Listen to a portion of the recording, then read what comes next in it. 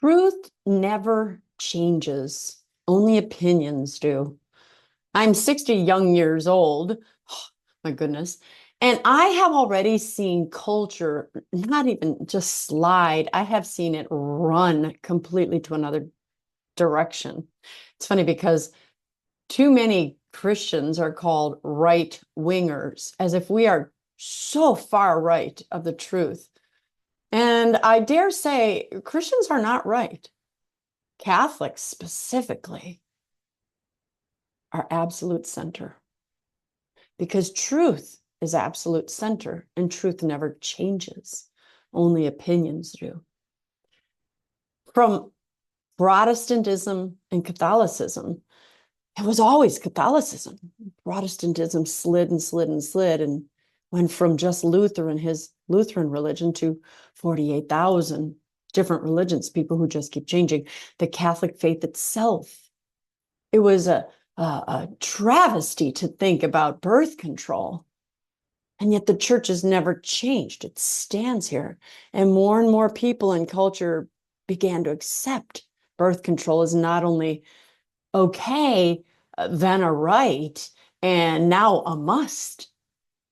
And then we think of the truth of marriage, that the church always said marriage is until death do us part. And little by little did people fall away and enter into these fake second marriages, enter into civil marriages back in the 70s. I remember people being so shacking up. Let's just go there. Before that, truth was you cannot live together before marriage because you cannot have sex before marriage. But then people started living together and the world was like, that's scandalous. And now I've had people come up to me and say, well, it seemed like the next logical step. We've been dating a while. When? Because truth never changes. It wasn't right then. It wasn't right 2,000 years ago. It wasn't right in the 1970s. And it's still not right today. Contracepting was never right 2,000 years ago. It wasn't right in the 1970s. And it's still not right today because truth never changes. Only opinions do. These so-called civil marriages, there was no such thing 500 years ago. You were married, which was always in the church, or you weren't married at all. Truth didn't change. Only opinions did. And now we see the truth, the most basic biological truth of gender. I can now become a boy if I'm a girl, or girl if I'm a boy. But logic, truth, God, the church say no. He made them male and female, he made them. And now culture's gone from L and G to LG and then B, the bisexual, and then, okay, you know what, transgenderism, and you know what, intersex, non-binary, you can be none of them, you can be pansexual, you can be a furry. Truth never changes. Only opinions do. And I'm sure at least one of those topics kind of irked you because it pinched you where you are. I'm not here to judge which one it is. But we have got to recognize our own pride because the easiest one, I'll just go with the easiest, my beautiful Protestant friends would take a bullet for God and die and love the Lord as much as I do. No question there. But I say to them, truth will always find you if you seek it. And I've been saying that to some of my really devout Protestant friends these days. It's like, I'm not going to argue with you. I'm not going to be, I'm not an apologist for the faith. All I know is you just ask God for truth. You seek truth. And I tell them, you'll be Catholic. And they're like, what? I'm like, because you're a truth seeker. Truth never changes. But for each of us, we all have an area. It's like, oh yeah, Christine, I agree with you there, but then they disagree on the trans stuff, or they agree the trans stuff, but they disagree on the marriage stuff or whatever. Here's our goal, all of us. Seek truth, but recognize where you have pride. Recognize, and that's why I use up the Protestant Catholic one.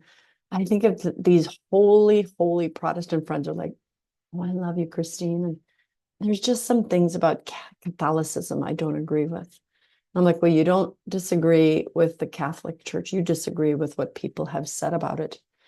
Do your research. And some Protestants stop. They only want to start from where their church is and go back to their leader instead of saying, go all the way back to the church fathers. I've heard many people say to be a student of history is to be a Catholic, because you're going to find out that Christ came and established the church, Catholic Church.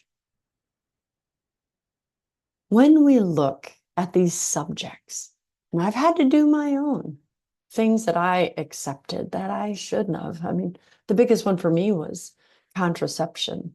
Contracepted for years. I had to realize that I was walking away from truth. It didn't make sense because the culture made it look so good. IVF. Look at all the good it does, they say. But we're also seeing all the devastation that is wrought by IVF. We are in a culture that's focused on the self and not on the child, not on the other. Don't want to divert from my topic, so I'm just going to kind of let that one go there. But I want you to think about a subject that you have disagreement with other good people who you love and respect. And I want you to ask the Lord, and this is for all of us, Catholics, Christians, non-Christians, non-denominational, whatever we call ourselves. I want you to say, Lord, show me truth. And if there's any area where I have pride, let me be willing to admit the truth when you reveal it. That's the hard part. For me too, for all of us. What is an area? What is something my spouse is showing me that we've been fighting about for years? And I'm too proud to admit that. Maybe he's right. Maybe she's right. Pride is the paradox, is an opposite, is the nemesis of truth. It's at the absolute deepest